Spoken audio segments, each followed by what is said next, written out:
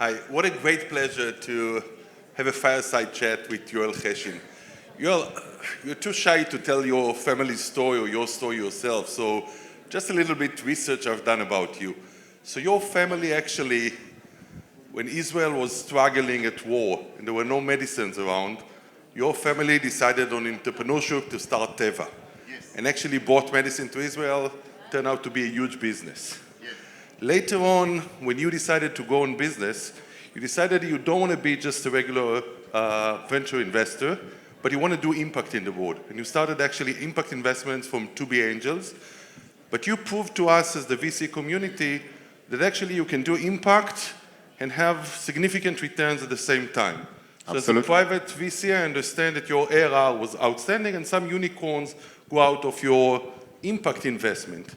And then when I spoke to you before this session, you told me you don't believe there's a thing as impact investments because you believe that every investment you need to make should be an impact investment. Can you elaborate a little bit about that? It's very simple. I mean, the idea of doing business is to promote welfare, to move forward humanity. That's the idea of collaboration. And by the way, the first nation who understood that is the Jewish nation, starting with Abraham.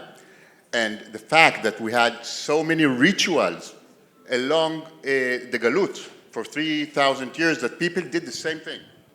Yeah? They put tefillin and they moved to the east when they pray, and different kind of rituals that made us a nation that, for that, we've succeeded with the main and most important Jewish startup, which is Zionism. Amazing. And now, October 7th came, and everybody here was shocked, including yourself. But again, as some of the people of inspiration that we have in the room, like Izar Shai and Eyal Waldman and Chemi Peres, you said, okay, that's a time actually to create something new out of this kind of like atrocities and the horrors that we suffered. And you said you're going to build something new. And you told me that you decided to actually open up a new initiative that will bring the Israelis and the Zionists from around the world to join us with entrepreneurship. Can you say a little bit about your new journey? Yes, thank you for that. Well, I had a presentation, but what Charlie said about presentation, I thought no need for presentation. But I want Michal to put one slide, which is the second slide of my presentation. And first, I want to talk about the evolution of my idea, of the startup that we're building, the initiative. It started with the first summit of Restart IL that Benny invited me, and the idea was to share with the audience my experience and my knowledge and understanding and impact in investment in Israel, and etc. And this is what I did. And naturally, it was a very good summit, but it really helped me to understand for myself what is my next phase in business and what I could do best with the trauma that we've all experienced. So I have on the wall here 2 words, post-trauma or post-traumatic. When people say post-traumatic, what is like the third word that you think of? Order. Okay. Stress. What? Disorder, order, anything can go. But I thought of, actually it's not my idea, it was Asaf Sides, your friend's idea. Do you have the... I think the clicker is here. Yeah? I'll bring it to you. Okay, just do one click. And Sure. we've come up with a different term, which is post-traumatic growth, which is another way to look at the fact that every crisis is also an opportunity. But through this term, you can understand it in new angles, such as that any trauma can lead you to different directions. It can lead you to become weaker and to let the pain get in you and kill you. And I mean literally kill you. I must say that I will start with my own post-traumatic growth. And it was 13 years ago when my brother died. He was my bigger brother. He was the businessman in the family. I was teaching and studying philosophy in the university. I said, dear brother, Shneur, I want to do business with you. He said, no, you continue studying in in the university, I don't want to do business with you, and then he died. And which I really loved him. It was a big trauma for myself. And I founded To Be Angels, To Be Group, where To Be stands for two brothers. So if he didn't want me to do business with him now, after establishment of To Be, we do business every day together. And so this is what I call post-traumatic growth. But there's a very important thing that you need to understand about post-traumatic growth. This is not something that relieves the pain necessarily. If you ask me, it does not relieve the pain.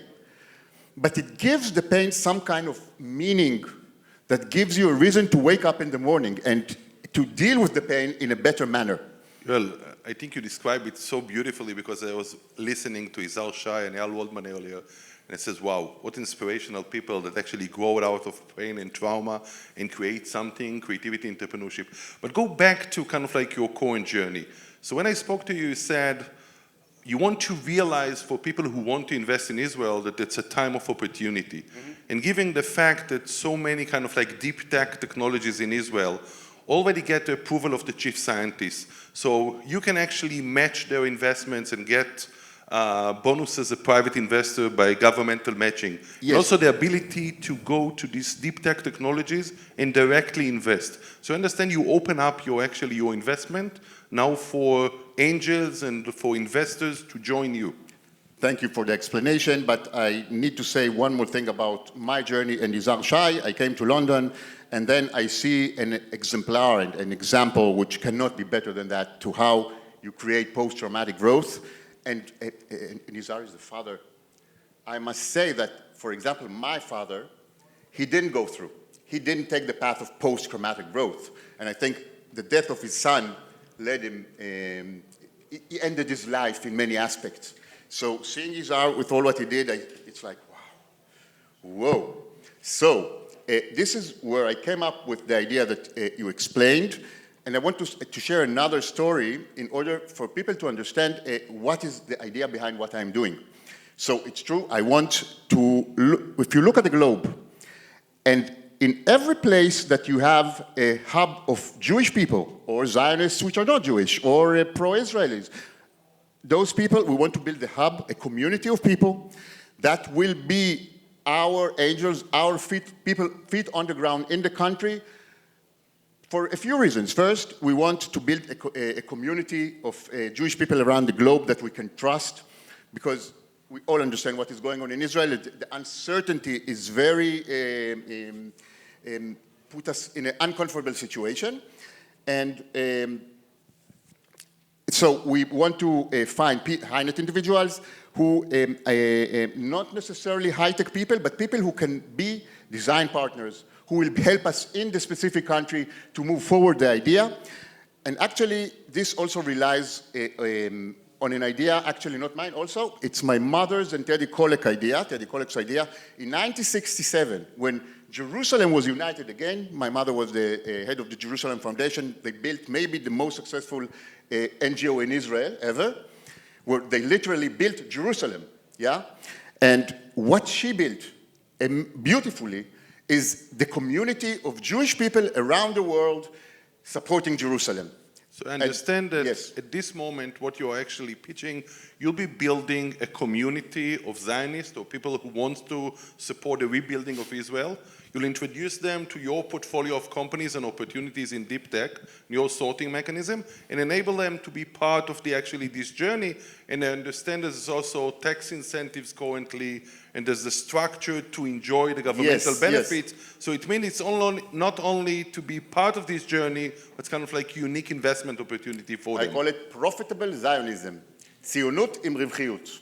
This is the idea behind it, and we're building a platform now, which is a very big platform in which we collaborate with all the relevant entities, starting with universities, ideation, and different kind of partnerships that will definitely bring us the best deal flow.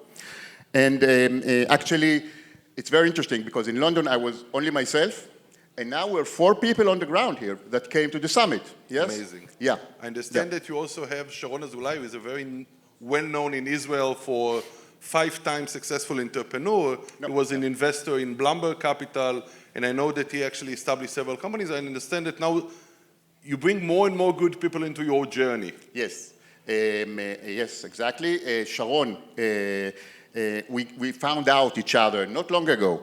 Not long ago, I needed a few criteria in order to locate the right partner. And the first one was, he has to be a little bit better than me as an investor. It was very hard to find someone like this, but finally I found him, Sharon Azulay. And the second one is that he sees the world the way I see it in terms of values, in terms of understanding it.